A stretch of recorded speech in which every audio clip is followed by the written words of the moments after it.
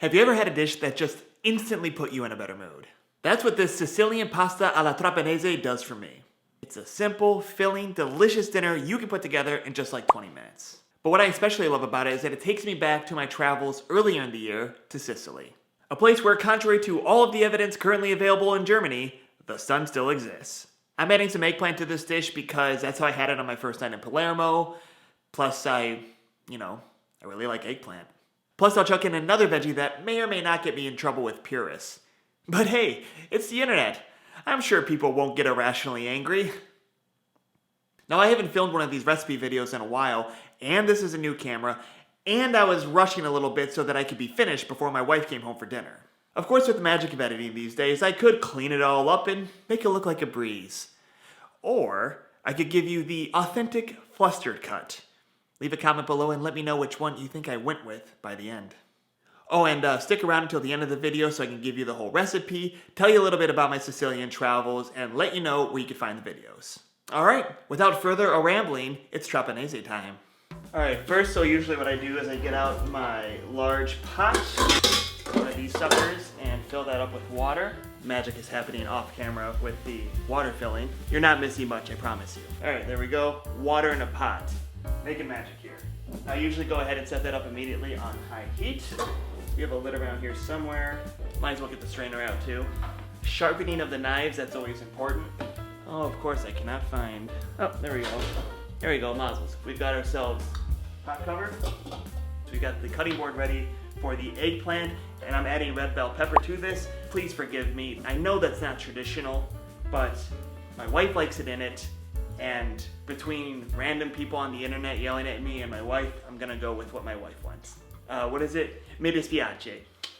I also just use this little scale here. If you can see, boom, scale makes everything a lot easier. Something just fell in the sink. Don't need that, that's pistachios. Pine nuts, Pinienkernen in German, because that's what you're here for, is to learn random things in German. Blanched almonds, I see them. Now I've done this so many times that I remember my measurements. Alright, we go 40 grams. 41, 42, that's fine. 20 grams. So we're up to 60. Boom. 61, won't hurt anybody. Here's an update. I realized I started putting together the pesto, but usually the first thing I do is saute my eggplant, and in this case my red bell pepper. But I'm a little flustered because I'm trying to do this quickly before my wife gets home, so, we could just jump right into dinner. And by being flustered, I'm taking longer and making what I promise you, if you just do this on your own without filming yourself, it's really simple and really quick. So there we go, we've got that on there. Medium heat, warm it up quickly. There we go, I got some olive oil. Mazel mazel. Good things. Name that movie. Eggplant is somewhere. Eggplant, there we go, eggplant. Now here's a tip for your eggplant. Take the sticker off first, it's much more enjoyable. If you didn't hear that, I just washed it off. Let's get my knife. Let's sharpen this real quick. I don't know if you can see that, good enough. Only later did he realize, no, it's not good enough. No one can see it, you schmendrick. There we go, sharp knife. And before somebody yells at me and tells me, why 3 times on each level, I honestly don't know. I feel like my wife told me to do that. I don't ask questions. Usually I just go here, in half, 1, 2, 3, and these are about the size chunks I like, so choppity, choppity, choppity, choppity, choppity, choppity, choppity, and I just go ahead and immediately start tossing that into my skillet with some kosher salt. Kosher, kosher, kosher, kosher, kosher salt. Dun, dun. Now you might be able to hear that my water is already about to boil, so I'm way behind my usual pace, but again, usually it's much faster. Go ahead and get the bell pepper ready. Another red bell pepper tip, sticker also should come off. I know, what would you do without this kind of culinary genius? So because my water is almost ready, I'm going to go ahead and turn that down to a medium heat, because I am not ready to boil. I'm not too far off. Right. We've got all that chopped up. Put a dash more salt on that, because I probably should have just waited till I had the peppers on there anyway.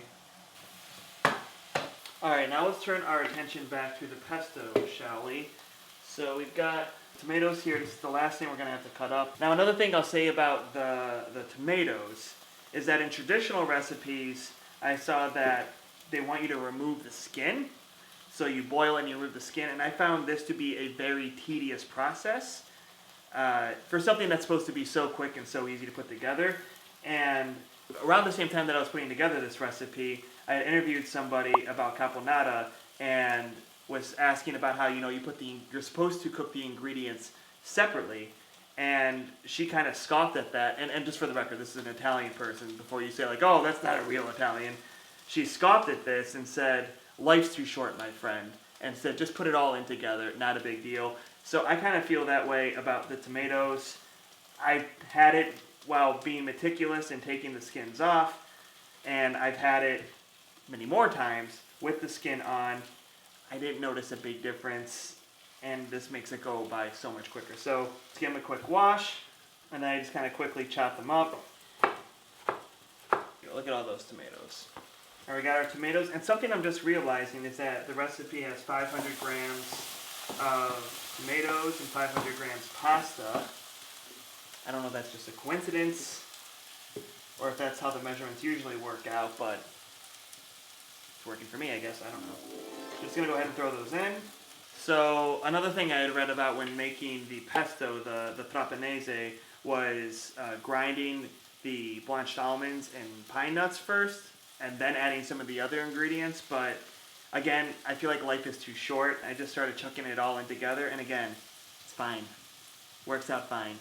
You know what? I've got this boiling. Feel like I am moving at a good pace, so I'm gonna go ahead and toss my pasta in here. And as they always say, go ahead and salt this a bit. Gotta get this out. I don't know why I closed that. Oy.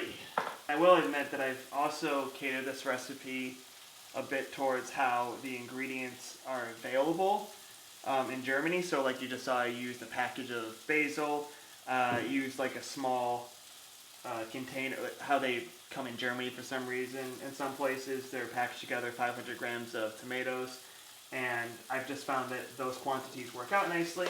As with any recipe, you can play around with it yourself. Alright, now my favorite part. Oh, sweet garlic. Doesn't smell that strong because it's still in the skin, but imagine garlic. I love garlic. A lot of the recipes that I found for pesto alla trapanese only use 3 cloves of garlic, but I love garlic so damn much that I started putting in more. And basically my rule is if I'm cracking off cloves of garlic and more just so happened to come out, that's what I'm using. So it looks like I'm using 1, 2, 3, 4, about 5 this time.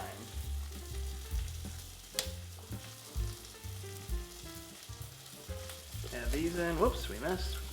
And we're going to throw in some kosher salt, a 1/4 cup of olive oil, and spilling it all over the place because I'm hurrying. Mistake! Alrighty, now for the moment of truth. We've got all this in here.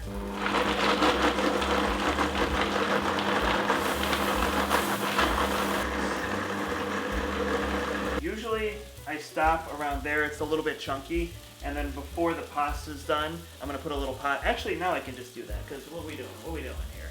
It's been about 10 minutes already. So what I'm going to do now is just take a scoop of that pasta water. Oh, sweet God, that's good. And we're going to go here, a little bit of pasta water. Here it's going to drip. I'm going to make a mess, and I'm doing it for you! You can see here, because you wouldn't have known what it looks like to put pasta water in here if I didn't show you. We got this here. Toss it back on here. Put the lid on. And we'll just give it another quick spin. That's embarrassing. There we go. Alright, we got our pesto alla trapanese. Yep, that's good. I'm gonna turn that off. I'm just gonna go ahead and give this here. I am immediately going to put this in here, but like half or a third or so. Then put some of this in. Put some of the pesto in. And then repeat by putting the rest in, slowly but surely mixing it up.